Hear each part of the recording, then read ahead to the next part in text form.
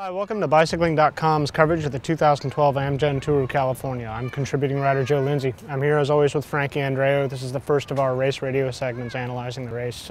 Frankie, the course this year, every year the Amgen course seems to get a little bit tougher, but would you say this course is tougher than last year's or no?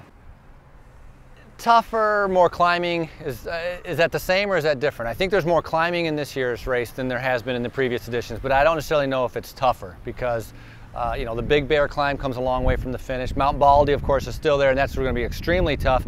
So harder on the sprinters, but for the GC guys, I think it really does come down to the time trial and the Mount Baldy climb. Yeah, absolutely. Chris Horner said the other day that unlike last year, this year we don't have an early mountain test like they did with Sierra Road last year. So this year, everybody's going to wait for the time trial, see who's coming out of that looking good, and then basically it all pivots off of Mount Baldy. Yeah, but there's a lot of climb, you know, before that. Even in Santa Rosa, the very first stage, there's a good amount of climbing, which is going to catch some of the sprinters out of it, and it's going to be interesting to see who is the strong sprinters here. If they can make it through that Santa Rosa stage, then they're going to have a chance to be able to win later on. And, you know, is it Bonin, is it Cholik, is it Howard? You know, everybody's been talking about Sagan. I think they expect him to do a lot here. Yeah, absolutely. Sagan's been kind of the hot pick just because of the spring that he's had. Obviously, with the mix of American teams, you're going to see a lot of breakaways in this too, especially with these hilly first stages where there's actually room for these guys to get away a little bit. Yeah, and it's going to be an attacking man's race. And of course, in the beginning, the American teams, the domestic teams are here. They want to make a mark. They're going to be attacking like mad. Some of the, you know, the Pro Tour teams that come over from Europe, still trying to find their legs. They might sit back a little bit, but in the end, you're still going to have to get over the Coleman Valley climb. There's going to be a large group coming into the finish, and that's just going to be the beginning. And for the GC riders, they have to rest, they have to rest, they have to rest, which means save everything they can for when they get to that Mount Baldy stage. But you got to be careful of a split or a group going off the front and you're missing the move. And for, I think there's 5 or 6 favorites that can win TOC this year. Let's talk about the favorites. Obviously, you've got Chris Horner, he's the defending champion. We've got Vincenzo Nibali from Liquigas. He's coming off a little bit of a period of rest, so we don't know exactly how he's going to go. But there's a number of guys in this race this year who can win. Well, I also like the young guys, Van Garderen, and I really believe Talansky, Danielson. I think Garmin has a really good 1-2 punch that can play into their favor. So, you know, there's 5 or 6 guys, and we can't count out Levi. We're not really sure how he is, if he's hurt from his car crash. You know, he was hurt, he's recovered from the car crash, but how good is he? How much? Or as he says, how bad is he? Right. And that's what we don't know. But if I were to pick someone for the overall for Tour of California, I want Horner, I think is going to win, and I'm going to put Talansky in second and Nibali in third. Where do you think it's going to go down? Does it all happen on Baldy? Yes, time trial and then Baldy, but I think it'll come down to Baldy. So your pick? Yeah, my pick, I'm going to actually go with Talansky simply because I think with how close he got to Wigo and Romandy, he was really, really good there. Wigo's been one of the best stage racers this year, and I just, seeing Andrew like that close to him, I think they've got the team that can actually do it.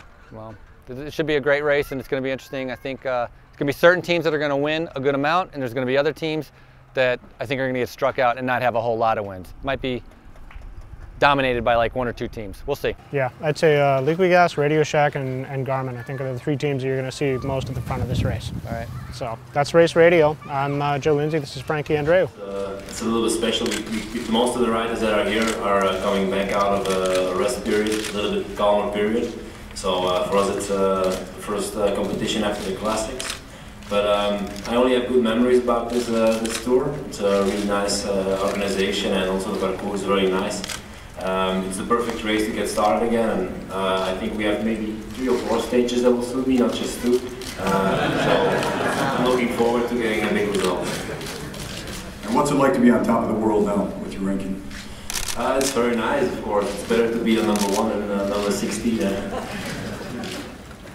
We have a strong, well-rounded team of some good climbers and some good, strong all-arounders like George and Steve Cummings, Morabito and Brent Bookwalter for the climbs. And yeah, Van Avermaet could maybe give Boonen a little trouble in some of the bunch sprints. And yeah, I'm going to do my best to try to finish high on the overall.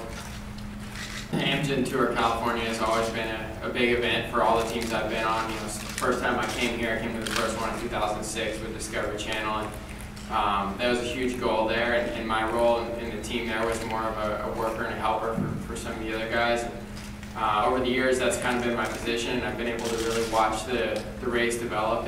And then last year, it was really a critical turning point in my career. It was the first time that, in a long time, that I stood on a big podium and next to some of my idols in the sport. And it was pretty cool to be up there, and I think at that moment last year, I realized okay, it's time for me to get back on track and back to my place. I really enjoyed it. So really from that point on, I looked at myself so much differently, and then was able to go on and do a good Tour of Swiss and then a great Tour de France. So, and then a good USA Pro Cycling Challenge. So I'm very thankful to this race, and for a number of different reasons, but for one, it's just always left a good taste in my mouth, and I'm really excited to be back here in 2012 and hopefully do good overall. As far as my leg, I mean, it's obviously, it's a story that has been going on too long for me, but some days are better than others, and there's obviously some pain there, and the recovery is not as fast as you would hope. When you have an accident, you think, okay, I'm going to buckle down and get this thing healed, but in the end, there's not a whole lot you can do. You can go it heals as fast as it wants. So, it's been a trying 5.5 weeks, and all I can say is I'm in the end, I go between a little bit of frustration of when I'm out there trying to get it better and trying to get in shape and suffering and hurting. And just sort of feeling sorry for myself. I go from that feeling to, well, hey, at least I'm here and I'm able to ride my bike, to enjoy life, and to sit here in this press conference. So in the end, that's what I have to remind myself. The whole season so far has gone pretty good for me. A couple injuries here and there and stuff, but in general, everything's fantastic, and we came here with a great team built around to help win again. So. The course is a little bit less ideal for my type of rider than it was last year, but it's also, I think it's the hardest course that we've ever experienced too, so maybe that'll help me in the long run too. But certainly I'll miss the Sierra stage. I'd like 2 hard summit finishes like we had last year, but they gave me 1, so I'll take it. And the time trial changes a little bit. But in general, I'm very happy here. We came with a strong team, and I'm looking forward to Baldy. You've always had a little bit of a cult following in the U.S. here. How has that changed at all in the last year by winning the Amgen Tour California? I've won a lot of stuff in my career, so I think a cult following in terms of cycling it hasn't changed a whole lot within the cycling community itself. I think it's just expanded more in terms of the people knowing me and recognizing me off the bike that aren't pure cyclists. So that part's changed a lot. But certainly in my career, I've won Tour of Georgia, San Francisco Grand Prix, a bunch of the one-day races and stage races throughout the U.S. and some of the stuff in Europe. So it's really, the Tour of California really has expanded my people's knowledge of me and expectations of me that are outside of cycling. That's what's really grown. Are seriously hard. I mean, really big mountains, small time cuts, and it is a very, very hard race. So at the moment I'm concentrating on that, and once this race is over, I think firstly I'll just go home and enjoy some time with the family, and not having to get up early and get out and go and smash myself on the bike to make sure I'm in good enough shape to get through the races. But I'm just going to go in and enjoy it, and I've sort of already started. I think I've been doing that job for myself for a lot of years anyway. As far as the sprint goes and the tactics, I'm self-coached. I'm very analytical. I've got pretty good recall of sprints that I've done, places that I've been where I've been at a finish before. I get the race book and study it and memorise it, and then have a picture in my mind's eye of what the finish is like, and then have a plan of how I'm going to attack it. Also have a plan B and a plan C and a plan D if needed, and change to whatever and adapt to the situation. And so, seeing as I've been doing that for myself for all these years, all I've got to do is then put that into words. But putting it into words for the other guys, but also assessing their sprinting style, their riding style, and what's going to suit them to do. Like, I can't tell somebody to do something that I would have done in that situation if it's not the type of sprinter they are. So I've got to think of that sort of thing. So I mean, I'm approaching it already thinking about, for instance, Matt Goss, how are we going to do it with him? What sort of sprints suit him best? Which are the ones he's won? What's he lost? Why is he lost? What's he won? Why has he won? Who else did what? What was the course like? All that sort of stuff, and trying to get a really good feel of our team's sprinters, and in particular Gossy, because going into the Tour de France, he's our man, and I think he's a really good chance for the green jersey. So yeah, just the mind's already ticking over, and when I get the race book and see the course maps, see the finish maps, and then go there and see it myself, I think that's going to make the biggest difference. You saw it with Zabel with HTC. They were the strongest lead-out train. They were the most disciplined. They had some fantastic riders. They had the fastest sprinter, and on top of that, they had just more information than everybody else. And I experienced that firsthand one day in the Tour. We came to this left-hander that was about 500 or 600 metres to go, and you couldn't see through it. And I found myself even just backing off just that touch, because I was waiting to see what was on the other side of the corner. And Renshaw and Cav went through it full steam ahead, and I guess I lost 3/4 of a length. But at that point, 65k an hour, you close 3/4 of a length, you've already wasted some energy for the sprint. So the stage was over. The sprint was already ridden at 600 to go, and the sprint hadn't started yet. But that's one of those little things, because Zabel had said it's a blind corner, you can't see through it, but hit it full speed because it opens up. But nobody else knew that. You just didn't have the info, and you couldn't tell from the book. So it's all those sort of things. I'm looking forward to that role. It's something I really relish. We're a second-year World Tour team that's about to start the Tour of California this Sunday in Santa Rosa, California. This is a special race for our team, especially because this team actually was started in Santa Rosa in 2006 and really started growing in 2007. Our administrative headquarters are here in town, a few miles from the race hotel, and our first service course was built here, built by myself in the fall of 07-08 to get ready as the team grew. For a race like California, each rider has 3 road bikes and 2 time trial bikes. So the total number of bikes that we have for the team here is about 40, give or take, because we sometimes have 1 or 2 extras, or maybe 1 or 2 riders who don't have their second spare bike. The team truck behind me has probably about 54 pairs of wheels, divvied up among different models that Easton provides us.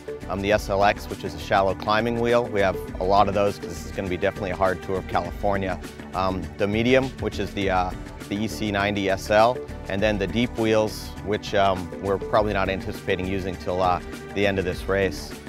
All of those are equipped with Dura-Ace cassettes, and in case we get any flats with Continental tires, which is actually pretty rare, we have about probably 40 tires that we keep on the truck for replacing any flats or damaged tires we get.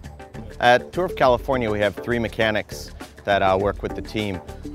That's kind of the normal number that we bring to a race. So that's 1 mechanic is in the first car that is usually right behind the peloton during the race. The second mechanic will be in the second car, which is kind of in a caravan that's a little farther behind. And then the third mechanic drives the team truck from the hotel in the morning to the evening's hotel, washes bikes, makes sure that kind of the vehicles and everything are maintained, gassed, cleaned. So each mechanic kind of has a specific set of roles, but in the end it's our overall job to make sure everything runs smoothly, so we all try and work as a cooperative team. Behind me, or actually all around me in the parking lot, you'll see our team vehicles. Most sort of notable are the Acura TSX wagons, which is a North American sponsorship we have for our, what we call race cars. And they have racks that we've put together by Thule that's capable of holding 4 bikes with the front wheels on, and kind of what we call the race ready, and then 3 bikes in the middle without front wheels. And that means that basically each car can hold almost a team's worth of spare bikes during the race. We also have a couple of vans that are equipped with racks, both to move material and people if we need. So for a race like this, we bring our team truck. We have a a big RV that we rent for this race. We have 2 vans and 5 team cars that will follow the team from Santa Rosa down to LA through the course of the Tour of California. Hi, welcome to Bicycling's coverage of the 2012 Amgen Tour of California. We're here for the Stage 1 preview with Race Radio. I'm here with Frankie Andreu.